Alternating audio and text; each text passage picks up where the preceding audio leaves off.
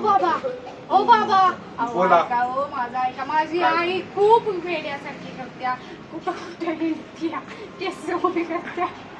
मला काहीतरी सांगा. त्यांना नक्कीच ओ बाहेरचं बाई सांगा, काहीतरी- ओ सांगा. थांबा थांबा, शांत व्हा, शांत व्हा. त्यांना नक्कीच बाहेरची काहीतरी बाब सांगितली, नक्कीच कुठलं तरी भूत किंवा काहीतरी लागलेलं दिसतं. तुम्ही त्यांना माझ्या जवळ आणा, मी त्यांच्यावरती उपचार करतो. घेऊन येऊ का? माझी जी मंत्रसिद्धी आहे त्याने ती बरी होती. नक्कीच तुम्ही त्यांना घेऊन या. लगेच घेऊन हो, येते. चालेल. चला, आई, वाटायला पाहिजे का नाही? मला काही नाही झालं. बाबा हा, बघा. बोला. बसा त्यांना खाली, या बसा.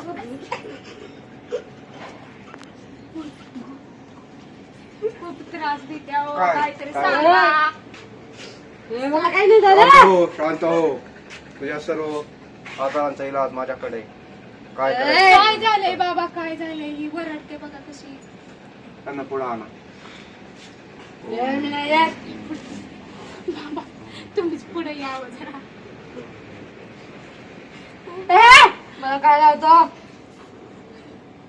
सोड सोड या झाडाला, सोड सोड या झाडाला, सोड सोड सोड सोड सोड. कालांतरानं उद्यापर्यंत ही बरी होईल नक्की. खरंच का बाबा? तुमचे उपकार झाले बाबा. हा जो भस्म आहे मी तुम्हाला देतो. द्या. हा दररोज सकाळी त्यांना पाण्यातून एक वेळेस त्यांना प्यायला द्या. बरं, हा. या भस्माने त्या बऱ्या होतील. ठीक आहे, ठीक आहे. आणि देवाला दक्षिणा द्या 11 रुपये. बालिके माझी 11,000ची दक्षिणा झाली, ती तेवढी देवाला ठेवून द्या. उद्यापर्यंत ह्या नक्की बऱ्या होतील. ठीक आहे बाबा, तुमची दक्षिणा काय असेल ती ठेवतो. ही बरी झाली पाहिजे हो तेवढी. हो नक्की. हा? मित्रांनो, आपण व्हिडिओ पाहिला. या व्हिडिओमध्ये आपण पाहिलं किंवा अंधश्रद्धेला कसा वाव दिला जातो, किंवा हे खरंच अंधश्रद्धा म्हणजे जादूटोणा असू शकतो, किंवा का हा मानसिक आजार आहे हे आपण पाहिले. याच्यामध्ये आपण डॉक्टर किरण चव्हाण सर आणि डॉक्टर सुप्रिया चव्हाण हे स्वलिखित असलेली जाणीव तुमच्या आमच्या संवेदनाची या पुस्तिकेमधील कलंक हा आपण चॅप्टर पाहत आहोत. तर यामध्ये असं दाखवलं किंवा खूप जास्त प्रमाणामध्ये मानसिक आजार आहे, परंतु ते मानसिक आजारानं प्रॉपर ट्रीटमेंट घेण्याऐवजी ते कुठल्या तरी जादूटोणाकडे जाणं किंवा सगळ्या बाकीच्या गोष्टी करणं हे अंधश्रद्धेला वाव दिला जातो. तर तसंच आपण या आजारातले पुढील जे लक्षण आहेत ते आपण पाहणार आहोत.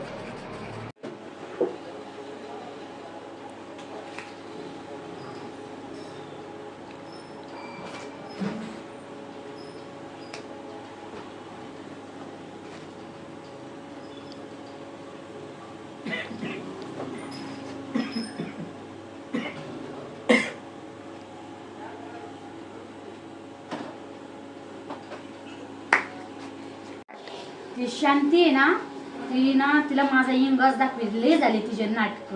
रस्त्यात मला आडवी, ती टोळीच्या टोळी घेऊन आडवी. ती काय तिच्याकडे बघतेच मी, ती माझ्यावरती करणे करते. तिला वाटतं मला कळत नाही, ती ना मला येडं करायचं बघत. तिच्याकडे बघतेच मी तिच्या तिने मला लय त्रास दिलाय. रस्त्यात थांबून हे करते ना, मला येड्यात काढते. तिच्याकडे आहे ना बघणार आहे मी एक दिवस, तिला माझा इंगाज दाखवणार आहे. पुत्री असली आहे ना ती, तिला माझं चांगलं झालेलं बघवत नाही. येऊ का? या चला, बसा. नमस्कार. नमस्कार. काल तुम्हीच कॉल हो केला? हो, मीच कॉल केला होता. काय बरं, काय त्रास होतोय? कोण आहे पेशंट? हे माझ्या आई आहे, हा, तर यांना त्रास होतो. काय त्रास होतोय? म्हणजे कानात आवाज येणं, कधी कधी खूपच चिडचिड करणं, आणि घरातलं काम वगैरे व्यवस्थित म्हणजे काही करत नाहीये. नाही. हा, स्वतःची पण स्वच्छता नसते, आणि मग हे असं नसतं. आम्ही खूप वैतागून मग परत हा पर्याय मग हे केलाय. बरं, झोप वगैरे? झोपत तर नाहीच, म्हणजे कुठं झोप लागत नाही, पडायचं कुठं पण कसं असं पण. तर मला सांगा, हे कधीपासून त्रास होतो बरं? तरी बघा सर 20-21 वर्ष झाले. 20-21 वर्ष. हम्म. याच्या अगोदर कुठे ट्रीटमेंट घेतली? ट्रीटमेंट ट्रीटमेंट असं काही नाही, आम्हाला एक आमच्या आहेत नातेवाईक, त्यांनी हा. तुमचं सांगितलं, मग आम्ही इकडे आलो. बरं, म्हटलं आता एवढं- शेवटचा पर्याय करून बघूयात. खूप पैसे घालवले वडिलांनी, खूप काही काही उपाय केले, पण काहीच फरक पडत नाही. ही अशीच आहे बघा, बरं, असं तुम्ही सांभाळतो. मला एक सांगा, तुम्ही आता 20-21 वर्ष झाला हा त्रास होतोय, हम्म. तुम्ही डॉक्टरांकडे का बरं नाही गेले मग तुम्ही? कारण की नाही. व्यवस्थित तुम्ही सुरुवातीला आले असते ते बरं झालं असतं, ट्रीटमेंट पण व्यवस्थित झाली असती आणि रिकव्हरी पण व्यवस्थित झाली असती. मी मानसोपचार तज्ञांच्याकडे जर घेऊन गेलो असतो तर मग लोकांनी आम्हाला वाळीत टाकलं असतं. त्यामुळे आम्ही जे भटजी वगैरे जे होम हवन करतात त्यांच्याकडे एकदा दाखवलं होतं, हां. पण तसा फारसा काही फरक पडलाच नाही. मग आम्ही असेच काही उपचार केले आतापर्यंत आणि हा शेवटच तुमच्याकडे आलो. आता आम्हाला आता बरी झालेली पाहिजे ती. आता कसं आहे माहिती आहे का, या आजारामध्ये प्रॉपर ट्रीटमेंट घेणं खूप गरजेचं असतं. हा एक मानसिक आजार आहे. आपल्याला वाटतं किंवा कुठल्या बाहेर असेल या सगळ्या गोष्टी असतील, पण असं अस्तित्वात काही नसतं. फक्त हे काय होतं, आपल्या माइंडमध्ये वेगवेगळे केमिकल असतात, जसं की डोपामाइन असेल, सिरोटोनिन असेल, त्याचा बिघाड झाल्यामुळे या सगळ्या गोष्टी होतात. तर यासाठी तुम्हाला काय करावं लागेल, त्यांना प्रॉपर ऍडमिट करून त्यांना व्यवस्थित ट्रीटमेंट देणं खूप गरजेचं आहे. बरं, तुम्ही साधारण ह्या बाकीच्या गोष्टींसाठी किती रुपये खर्च केला असेल बरं? तरी एक 25 लाख पर्यंत खर्च 25 आला. लाख पर्यंत?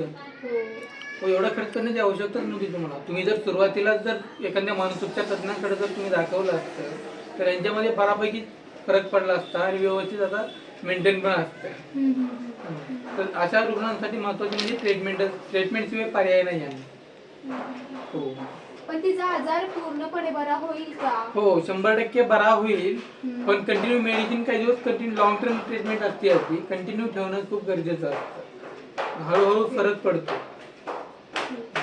ठीक आहे, चालेल. चालेल, मग आम्ही त्यांना तुम्ही घेऊन आता- येतो. हो चालेल. हां, किंवा लगेचच ऍडमिशन करून टाकूया आपण. बरं ठीक आहे, चालेल. हम्म. मग ते प्रोसेस काय असेल तर हो करून घ्या. हो, थँक्यू सर. ठीक आहे, ठीक आहे. चालेल चालेल. मग ठेव. हे बघा असं असतं सर, काय होईल ना बरी ती. हो. आता बरं व्हायचंय आपल्याला. चला. पाहिलं का मित्रांनो, या व्हिडिओमधून आपल्याला समजलं कसं किंवा लक्षणं कुठले कुठले असतात, काय काय गोष्टी होतात. तर हे स्किझोफ्रेनियाची केस होती. माझ्याकडे आली होती ज्यावेळेस सुरुवातीला जवळपास त्यांना 20 वर्ष झाला हा आजार होता, परंतु त्यांनी कुठला ट्रीटमेंट नव्हती केलेली. प्रॉपर त्यांना ट्रीटमेंट करण्यासाठी याच्या अगोदर त्यांनी प्रयत्न म्हणजे काहीच केले नव्हते. त्यांना विचारलं 20 वर्ष तुम्ही का बरं प्रयत्न केले नाहीत डॉक्टरांकडे नेण्यासाठी, तर त्यांचं उत्तर हे होते किंवा जर आम्ही जर सायकॅट्रिस्टकडे कुठे जर डॉक्टरांकडे दाखवलं गेला तर ते मला म्हणतील की आम्हाला वेड्यात काढतील, आमच्या मुंबईला ते वेडा म्हणतील, त्याचबरोबर आम्हाला वाईट टाकतील. त्यासाठी आम्ही या गोष्टीकडे गेलो नाही. तर याच्या अगोदर त्यांनी खूप बऱ्याच ठिकाणी बौद्धू बाबाकडे गेले होते, मंत्रतंत्र गेले, अनेक जाणते चुनते गेले त्यांनी, परंतु या एक मानसिक आजार असल्यामुळे त्याला प्रॉपर ट्रीटमेंट देणं खूप गरजेची आहे. तर आता विशेष म्हणजे असं होतं किंवा मानसिक आजाराचा ग्रामीण भागात असेल किंवा शहरी भागात असेल खूप जास्त मोठा स्टिग्मा आहे. कोणतरी माझ्या कुटुंबामध्ये मनोरुग्ण आहे किंवा माझ्या आजूबाजूला कोणतरी मनोरुग्ण आहे असं त्यांचा एक समज झालेला आहे. तर आपण जर विचार केला, जसं की नॉर्मल आपले आजार असतात, जसे शरीराचे आजार असतात, ताप सर्दी खोकला वगैरे, तसाच हा एक मानसिक आजार असतो. त्याच्यामधून आपल्याला बाहेर पडण्याचं आपण योग्य जर ट्रीटमेंट केली, डॉक्टरांचा सल्ला घेतला, गोळ्या औषधे व्यवस्थित घेतले तर 100% हा पूर्णपणे बरा होणारा आजार असतो. तर त्यासाठी फक्त योग्य ट्रीटमेंट देणं खूप गरजेचं आहे. पण याच्यातले लक्षणं जर पाहिले तर लक्षणं कुठले कुठले असू शकतात. तर चिडचिड होणे असेल, भास होणे असेल, भ्रम होणे असेल, किंवा ॲग्रेशन खूप जास्त वाढलेलं आहे, झोप कमी आहे, भीती वाटते, छातीमध्ये धडधड करतं, परत विनाकारण पुटपुट बडबड करणं असेल जास्त प्रमाणामध्ये असेल, हातवारे करणं असेल, संशयवृत्ती खूप जास्त होते, कोणतरी मला माना येते, माझ्या संदर्भात कोणतरी चर्चा करत आहे, त्याच गोष्टी या आहेत लक्षणे. पण ह्याच्यावर जर प्रॉपर ट्रीटमेंट केली आपण डॉक्टरांकडे जाऊन प्रॉपर मेडिसिन घेतल्या, काउन्सिलिंग घेतली, सायकोथेरपी घेतल्या तर पूर्णपणे हा आजार बरा होऊ शकतो. धन्यवाद.